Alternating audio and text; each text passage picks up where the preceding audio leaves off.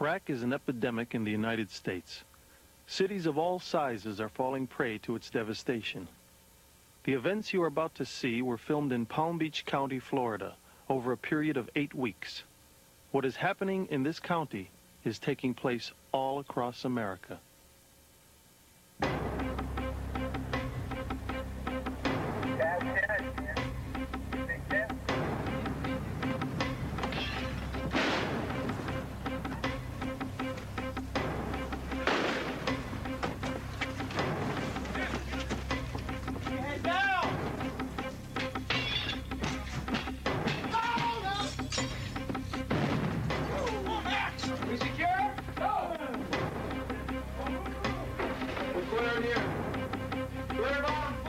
What's going on here is happening every other place in the U.S. of A. We got some serious problems ahead of us. It's almost like our country's under siege. Get on the ground. Here we go. 20s, 50s. I don't know how half the kids manage to stay out of this stuff. It's just everywhere. Each one of those is what? $20 pieces? Yeah, those are $20 pieces right there. Probably around, let's say, 100 of them in there, approximately. That's a good roll. It's just like, you know, getting cookies at a store. You know, you can go anywhere and get it.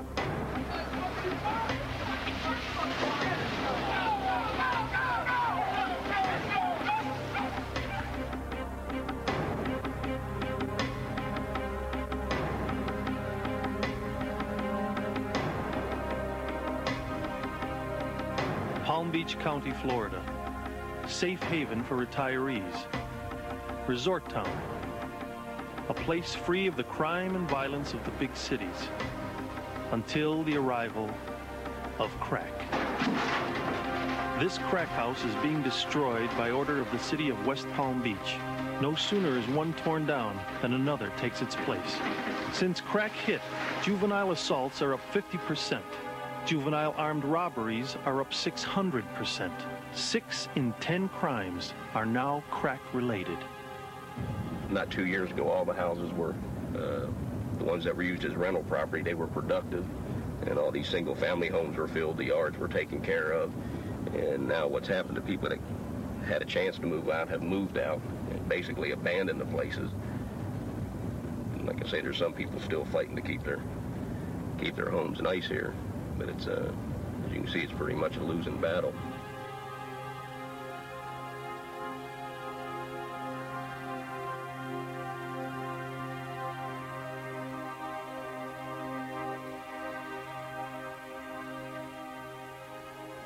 In the past year and a half, I've seen whole neighborhoods do what I'll call disappear. I probably get 5 to 10 calls a day about crack houses where they sell crack. Some of the houses they sell it, you leave with it. Some of them they let you inside to smoke the stuff. It just spread so rapidly. It's not the 5 or 6 locations anymore. Now it's anywhere in the city. We have residential neighborhoods that were relatively unaffected with the heroin, marijuana, and the powder cocaine problem. And on any corner of any of those blocks, you can probably buy crack now. There's people on the corners that flag them down. They stop in their car on the way to work and buy it like you're driving through a McDonald's, you know, for a sandwich at lunchtime. It's a go, it's a go. Just through, right there on the ground. You see it? This is a Sheriff's Department undercover operation to arrest crack buyers. Out of the car! You're under arrest.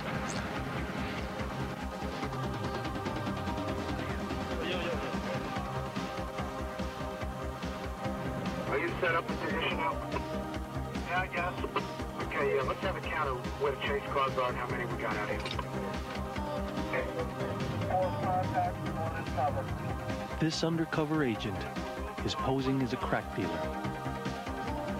Okay, we got a 2-tone brown 2-door facing westbound 23. 2 white male occupants dealing with the passenger. It's a go, it's a go. Take him, move in. Take the passenger, get the passenger, come on. 2-3, move in. Take him, move in, go ahead, get him. Vehicle is westbound. 2-3, where are you, move in. Take him, for the driver, get the driver.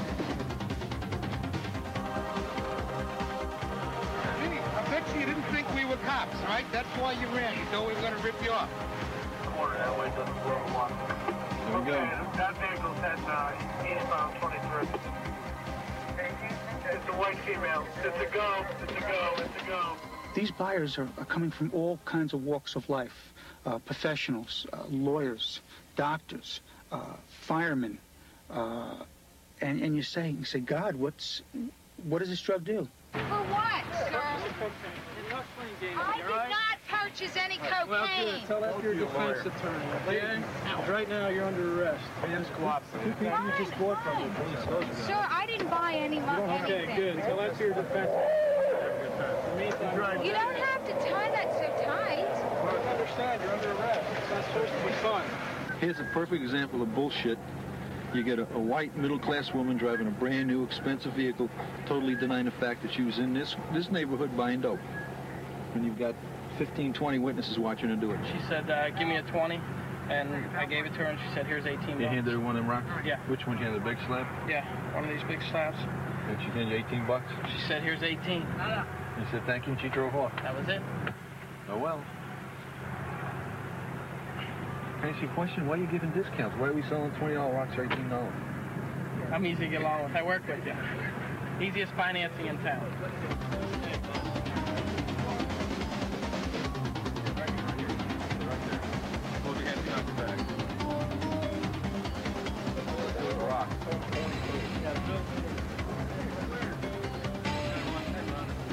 These neighborhoods are attracting all types of felonious type people, you know, from the burglar to the pocketbook snatcher at the mall to the armed robber, because they all have got a common link here, and the common denominator is crack cocaine.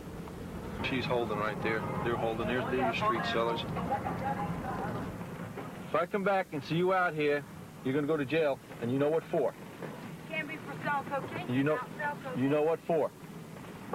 The traditional prostitute was always a gal from the lower social economic strata of society. What we're finding out with this crack cocaine is that nobody's exempt from that. We find a lot of girls from well-to-do white middle-class families. We had a girl that we arrested one night. Her father was a very wealthy attorney, but they just get hooked on the dope, and all their motivation is set for getting a crack cocaine.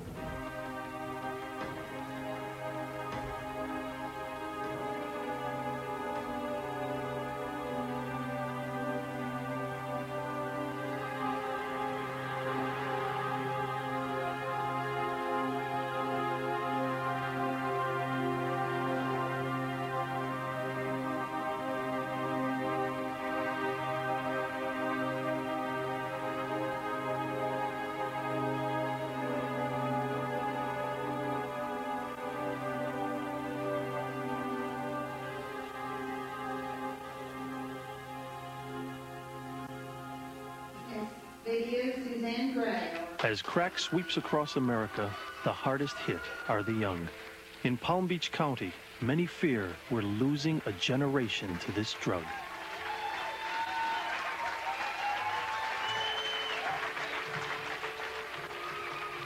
When I realized that there was something radically wrong was right after Thanksgiving. Up until that time, she'd been a normal, everyday, ordinary kid. And with crack, it's so addictive. In 1 month's time, my child became a total stranger. It's so addictive. You know, how am I going to change? Something's got to change me sooner or later. I'm stuck. I mean, is this what my life is, smoking rocks? I mean, I've only been on it 2 months. Is there any way I can stop, you know? I mean, it's taking over me so fast. I mean, I can imagine, like, I would think so far ahead, you know, like a year. Think, you know, what's going to happen? All of a sudden, she didn't get up and go to classes. She didn't get up and go to work. And I'm talking about a span of time of 1 month. You can't have a job and smoke this, you know. I quit 2 jobs already, quit school, you know, within 2 months. I mean, it's really rough. I mean, it doesn't mess around, you know, it really gets you. You do all the right things, you bring them up like they should be brought up, and still that's not enough. That does not protect you from it. I would sit in front of the mirror and like smoke it and think, what are you doing? And I would just get real scared, and I'd try to put it down and not do it, but then you just, if you have it, you're gonna do it. I mean, you can't just let it sit there. I mean, that's when I knew I was out of control. Day to day you think, well, perhaps things will be better tomorrow. They don't get better tomorrow. And you come to know this, that you can't help them, and they can't help themselves. They have to have professional help, and you have to find it for them. After 6 weeks of treatment, Susie is going home. You made a lot of progress these last couple of weeks. You know, I'm real proud of you. I really am. You went through your ups and downs. You left treatment. You came back. You relapsed. Got back on track. You know, everything bad is out there for you if you use again. You need to stay clean. You can do it. I really have faith.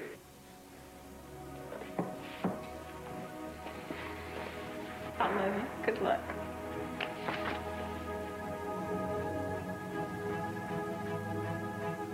The struggle with crack doesn't end with treatment. A kid's chances of staying off the drug are less than 50%. You got any words of assurance? No. Like what?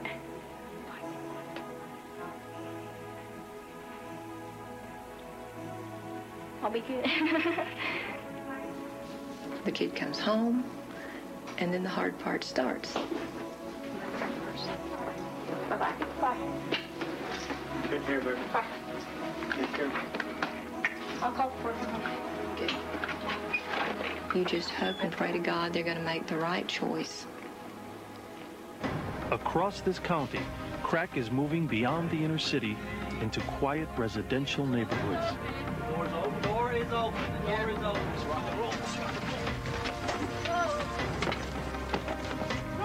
Please, stay far! Please, stay far! All the way on the ground. Get on the ground. Right now. All the way down.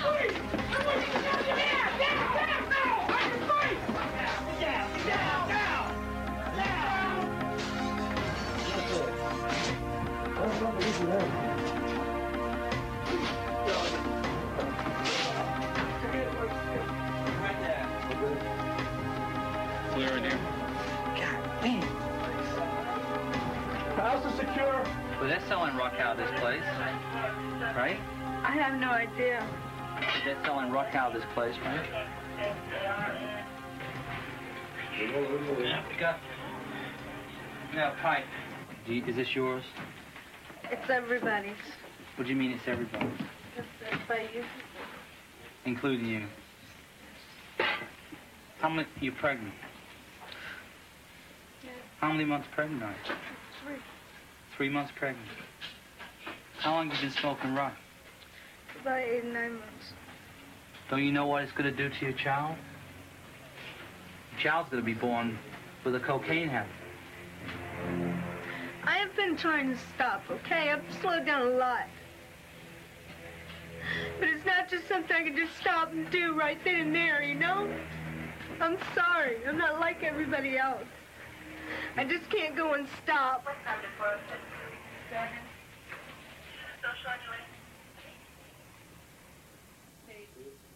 10 nice houses on the street and one house that's creating all the problems, and everyone else just can't put up. They only put up with it so long, and then they either they just want to sell and get out, or they want to burn the place down.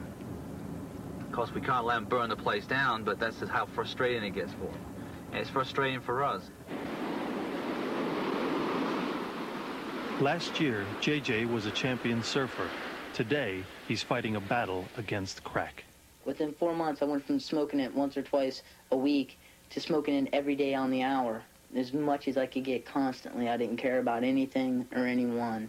You know, we used to go a couple weekends a month, and no problems at all. Jay was always here at the house by himself, you know, and now it's like you don't even go to the grocery store without taking him, and it's terrible.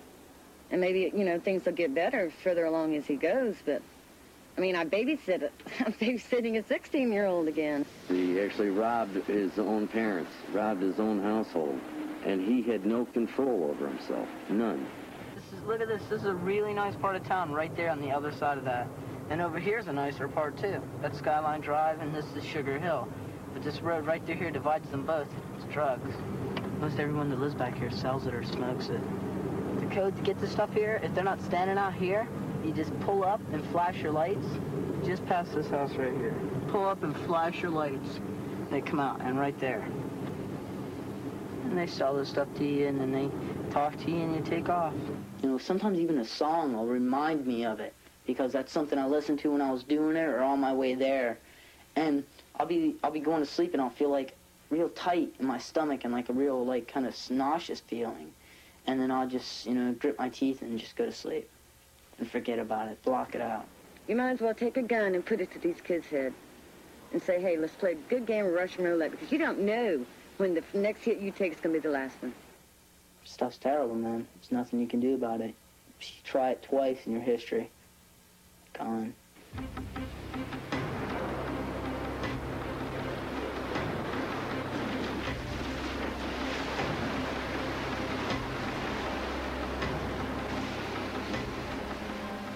I think our government should associate drug dealers as sort of domestic terrorists and treat them accordingly, because that's all they're doing. They're terrorizing neighborhoods.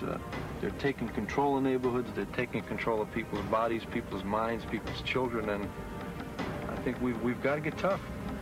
To close a crack house, the police need evidence. Who they selling for? They sell for a guy named Ace. Ace? Uh-huh. All right, you can buy a $10 piece out there, right? Yeah. The police are using an informant to make a buy from a crack house. Places that we can go afterwards. Normally, what I want you to do is I want to carry this purse like you normally do. Yeah. Inside of it this time is you know, a transmitter. So when you're talking to the guy, you know, hold it up close. You don't have to swallow it, but just kind of hold it up in the vicinity of his face. So maybe we can get some good audio on it on the tape, okay? Okay.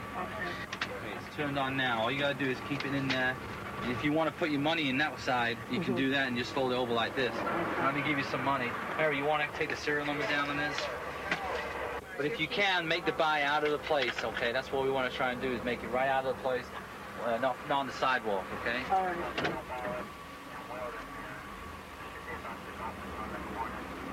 Let's see if you can get lucky today.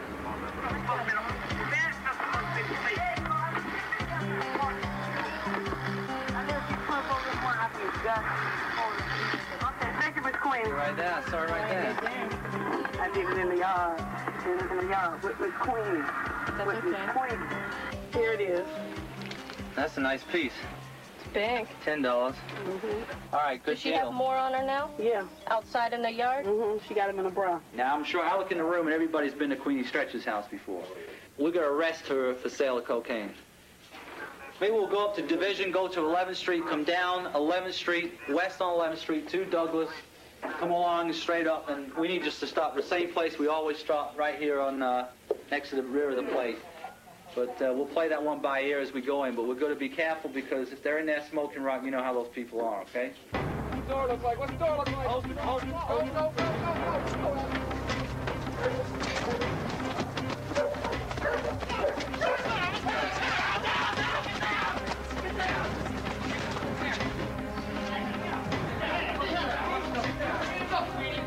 All right? Come here. I got we know that, Queenie. You're under arrest. For what? Sale of cocaine. For who? Don't worry about it. Bring me a hand. For who? I thought cocaine.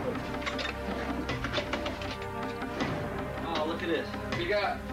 Some money in his shoe. Bingo.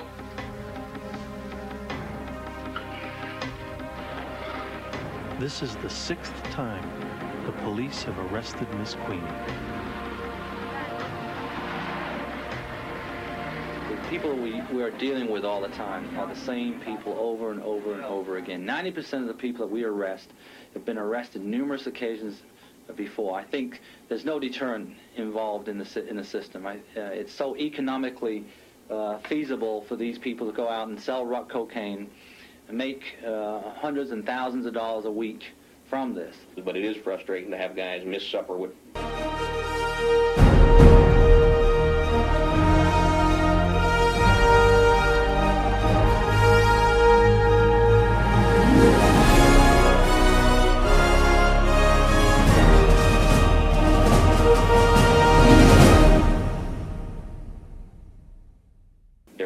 night or missed our kid in a play because he's out here arresting these assholes just to find out that the guy goes to jail for 30 days. You know, when you look back and say, hell, I would have rather been at the ballet watching my daughter dance than, you know, catch hell for mom and miss the show for a guy going to jail for 30 days.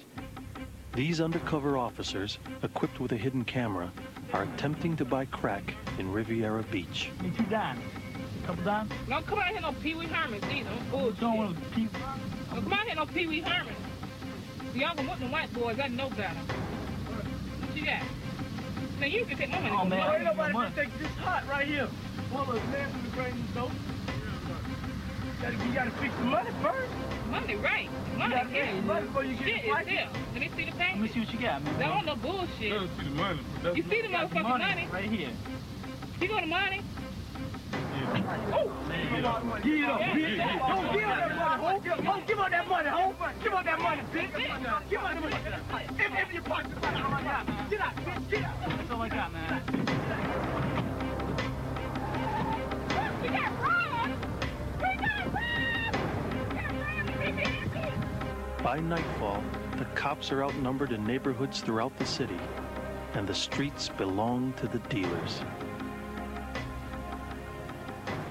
This drug, it's a killer. It makes you want and want and want and want. You can never get enough of it. It always makes you want. And you think you had enough, but your body says, I want more, and I want more. And your mind says, I gotta get more, and you're gonna get more. Regardless of how you have to do it, you get it. Whether you have to rob, steal, kill, whatever, you're gonna get it. In a way, I wish crack can go away, and in a way, I wish it doesn't. I wish it can go away because of the killing it's doing, and then again, I wish it can stay because of the money it's making. I've made quite a bit of money in the drug game, and it's done a lot for me. It's put a car, it's got me a car, it's got me an apartment, and it's just got me things I needed. See, in the drug game, $10 can bring you 20. 20 can bring you 40, because you can buy it and cut it up and sell it again. It's just that simple. If you want to go out and work for somebody and make $3.75, $4 an hour, and when you could be out on the street making $100, $200, $300 a day, hey, you think about it. That would convince you to go into the drug game.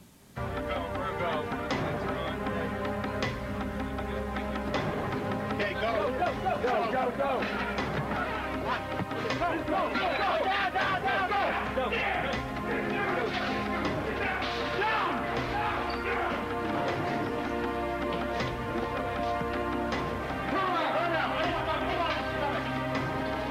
There you go. Hold back. All right. Yeah. Look at that. Yay. Already got a field test positive on it. Quite frankly, we can make 100 arrests here in a week, and there'll be 100 other people dealing in the next couple of days. So you have to constantly do an action, constantly put them in jail, and constantly try to slow it down. As far as stopping it, I wish I had the answer to that. I don't think we're going to stop it. It's funny because I've worked narcotics myself since 1970. I've been a policeman for going on 19 years. And my son is currently in the Palm Beach County Jail, and he does crack. And it's sad and it hurts me because I can put people in jail, and I can do my job, and I couldn't even help my own son. All right, gentlemen, it's that time. That time. Rise and shine, Barry. Dang! Welcome back, my man. With crack, everybody's kid is at risk. Treatment centers can't meet the demand, and the age of kids looking for help keeps dropping. These kids have no idea what they're doing. They don't have that base knowledge to understand what crack cocaine will do to them physically and psychologically, and that they're always going to be addicted to crack cocaine for the rest of their lives. That feeling will never go away. That's something that the memory will never erase, and that child's going to need every bit of help that they can get. I took a hit, and that was it. I knew it. I called in to where it was my first day at this new job, and I called in. I said, I won't be working with you. I was just like, I'm not going to be able to work for you. And I couldn't. Like, we do it, like, all night, and then we pawn stuff for it. We got my mom's gold and stuff like that, and pawn stuff for it. That's bad. That's real bad. And the person we did it with, he pawned like his stereo and everything in his car and his class ring. And all our gold we pawned. Our friends took us and locked us in their house, wouldn't let me out. They said I wasn't going out anymore because we could do more. And we were fighting it every step of the way the whole night through. It was the last night I did it. And if it wasn't for them, I'd probably still be doing it. I know I'd still be doing it. People talk about it, and then you think about it, and then you want it because they talk about how good it is, yeah. And then you want it. So it's going to be hard. School's going to be hard. Yeah, I don't want to go back to school because it's scary, because there's a lot of drugs at school. A lot of drugs at school. I was in a crack house, and I was there for about 5 or 6 hours, and then some girl came in, and she had just sold the VCR. She came in with about 2 20 pieces, and she started smoking, and she went into a seizure, and she died right there, and she dropped everything, and everyone ran, and they left their rocks there, and I stayed in there. I was scared. I didn't know what to do, so I grabbed her watch and all the rocks, and I left. The drugs and the armed robberies and the murders and the rapes and the prostitution and all that, and that's the element that he's involved with, and that certainly isn't where he's been brought up. The pull of the drug is so strong, I guess, that these kids think they're invincible, and they're just, before they know it, they're gone. I eventually started selling. People would come up to me, and I was working for, like, big-time people. I'd say at least 20 of his friends have been affected by it. That's a lot of children. Now, if that's going to happen, in 3 months, you're going to have that many kids go down the tubes. What's happening everywhere with it? It's scary. And I'm sorry, but a 15-year-old child or 11-year-old, there's kids that are 11 years old on this. How can that child deal with a mental craving? You stay up at night thinking about the things you've done and things that could have happened. You're always thinking about it. Sometimes start shaking. Before this, I would say that Barry wouldn't have been able to accomplish anything he put his mind to. He's quick. He's intelligent. He's very clever. And it's just a matter of getting over this. Hopefully he can.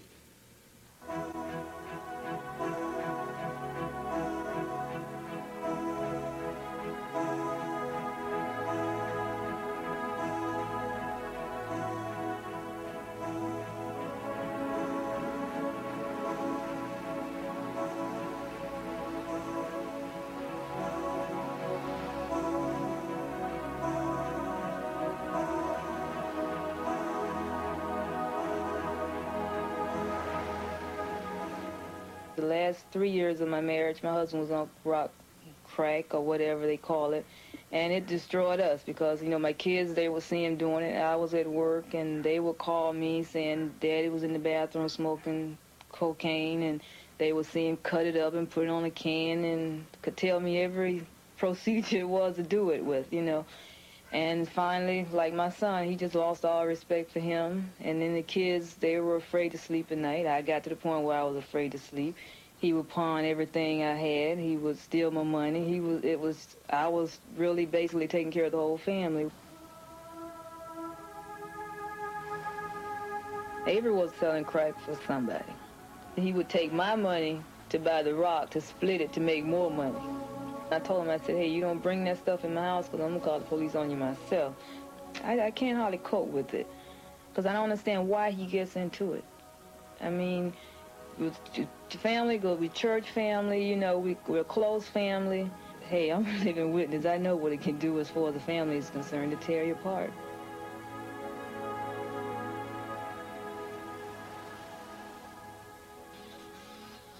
The town of Loxahatchee is in a rural part of Palm Beach County. Yet, like in many other towns in rural America, crack has found its victim. You can't stop it, you know. If you tell yourself you're just going to do this hit and that's it, you can't. It's just, you just can't. I don't know. It's like your body's actually telling you need it to live. How do you tie down a 16-year-old? It's impossible, even when you're out in the country and you're 20 miles away from the closest dealer. If they have a way to get the drugs, to use the drugs, they're going to do it. And I've known him to walk from here to try to get into town, to get to the drugs. You'd feel like you actually would do anything for it. I mean, you would look at somebody and you would say to yourself, okay, would I kill this guy for another hit? And you'd say, yeah. I think the worst time of all this is just not knowing of where your son is at any time of the day, not knowing what he's doing or what he's up to, what could he be up to, what kind of danger he's into. I remember I stole my mom's Visa card, and I kept withdrawing and withdrawing and withdrawing until my mom's checking account was balanced. It's kind of scary when I think about how I would feel if my son did that to me. If I had a wish, I'd wish to go back to where I was about 9 and just start all over. It's just unbelievable how he has turned from a darling little boy into this monster that has been created in the last 3 years. It's unbelievable what this drug has done to him and to us. It's just totally wiped us out. After being in and out of treatment, Stephen has been arrested for stealing his parents' van to go and buy crack. This is on Stephen Powell, Judge. Are you Mr. and Mrs. Powell? Yes, sir. You're Stephen, right? Yes, sir. Let's see, according to this, the police spotted your car at Keys Lounge with a prostitute getting into it, so they checked out the license number, came back stolen. So they arrested you. Then they claim while your father was at the hospital for treatment, you took the car. They have you charged here with illegally using your father's car. Mr. and Mrs. Hogg, do you have any special concerns or anything you want to mention? He can't do anything as long as he's got this drug problem. His brain is just not with him. It's overpowered him. He's powerless to control his actions towards the drug. And this last time he was in treatment cost us $11,000. He was home a week and a half, and he's right back on the streets again. Okay, well, look, you'll have to stay at the detention center until next court hearing. That's it, Stephen.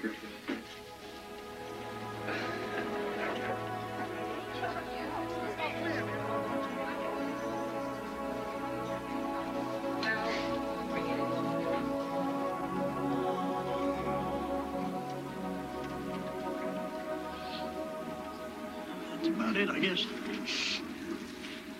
Don't you start crying. I'll lose it if you start. First an elevator part.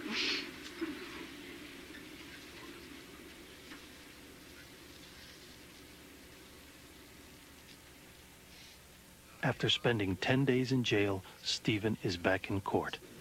Could I ask the judge something? Yes, sure. We had wanted to ask the judge, with his permission, if we could take Stephen home at this time. He's already seen Ann Scorch over at the data center. She has agreed to take him in one day this week. If he completes his program and behaves himself, we would like to drop the charges. I don't mind releasing you, but you got to understand the situation. If you leave home or get in any further trouble, then it will just be that much tougher for you. As far as I'm concerned, this is a test to see how you do over the next few days. I understand. Okay. Thanks. Thank you. Thank you. Thank you.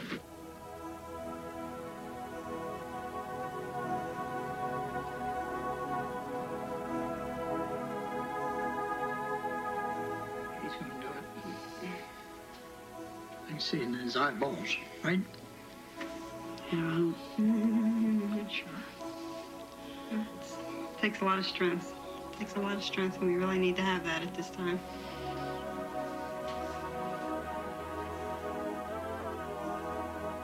Well, I went to bed about 10.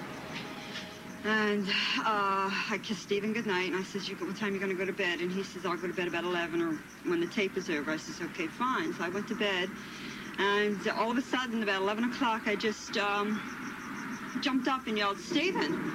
And ran out into the living room, and the TV was on, and ran to his bedroom. His bed hadn't been slept in, and Lenny came running out of the bedroom, and he says, what's the matter? What's the matter? And I says, the truck is gone. He says, oh, Jesus. So he says, check your keys. So that's the first thing I do is look for my purse, and the keys were gone. He must have taken them keys before I even went to bed, because I'd have heard him. We've been out ever since, what is it now, about 2? He broke probation. As far as I know, they'd try him as an adult now. And we don't want that. And all I want to do is try to find them on our own.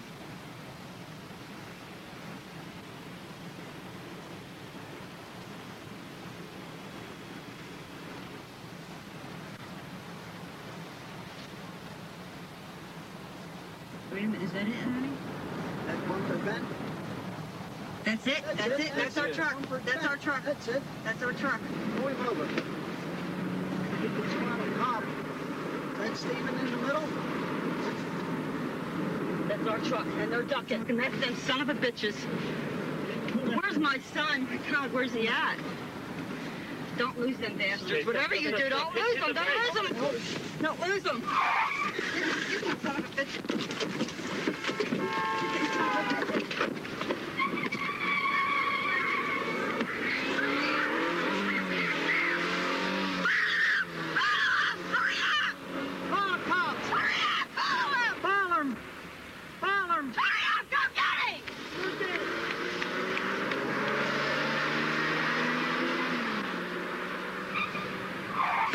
Jason, hurry up.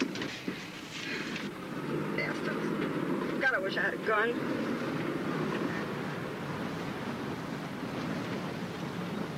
Poor baby. On wheels?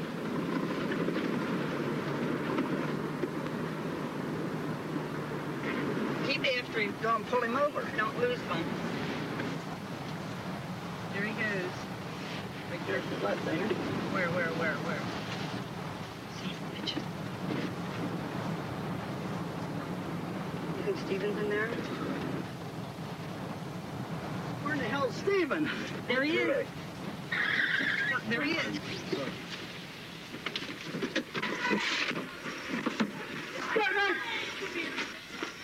What the hell's the matter with you?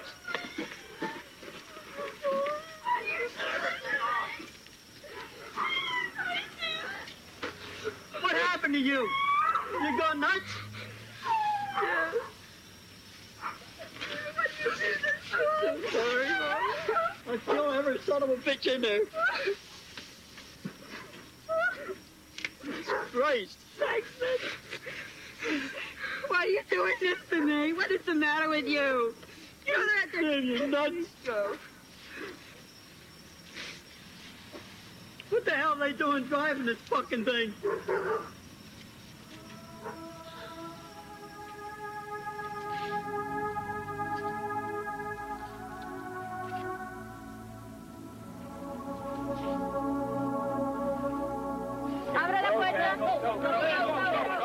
The next day, the police raid the crack house where Stephen was found.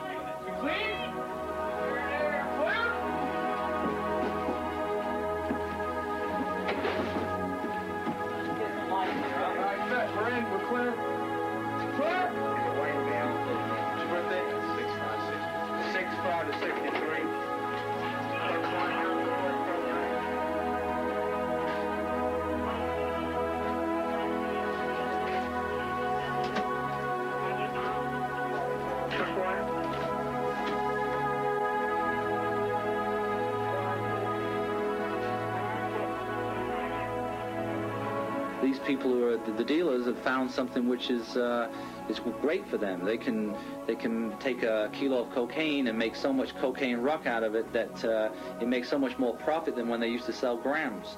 And they can give it, and it's easy to get rid of, and they can sell it out on the street corner where they didn't used to sell it out on the street corner. The demand is so great that it just spreads like wildfire. Come on, man. This side. Hey! Come on, man. This side. The people we see selling crack on the streets are increasing. It's on the rise and continues to rise. I don't see in the near future how it's going to slow down.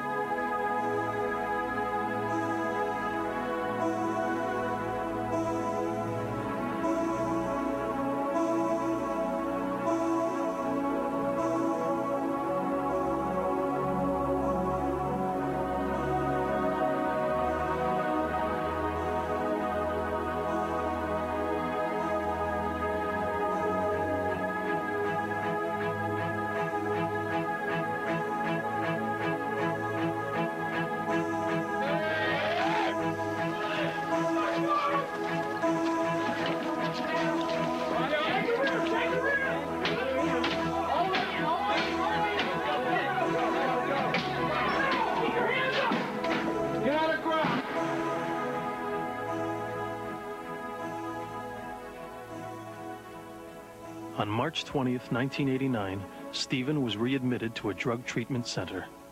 10 days later, he ran and was back out on the street. 4 weeks later, he was arrested for a felony possession of crack.